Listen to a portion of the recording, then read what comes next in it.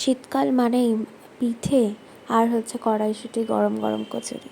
তো সেরকমই এক সকালবেলা একদম আমার বাবা এত কড়াইশুঁটি নিয়ে এসেছে, আর আমার মামাকে ঘুম থেকে ওঠার পরে এগুলো ধরিয়ে দিয়েছে ছাড়ানোর জন্য, যে যদি এগুলো ছাড়িয়ে দিস তাহলেই আমি বানাবো, না হলে বানাবো না। তো অ্যাজ ইউজুয়াল আমিও বসে পড়েছি, খাবার লোক কি ছাড়া যায়।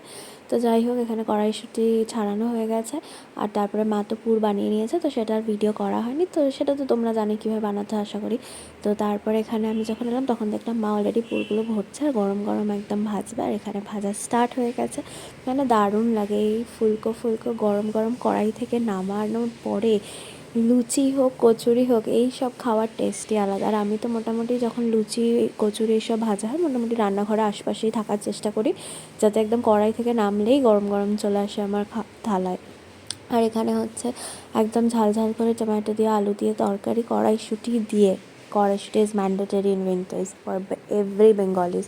আর এখানে দেখো ধোয়া ওঠা গরম গরম আলুর তরকারি, আর সাথে সাথে হচ্ছে কচুরি। তো এই ছিল হচ্ছে আমার সকালের জল খাবার।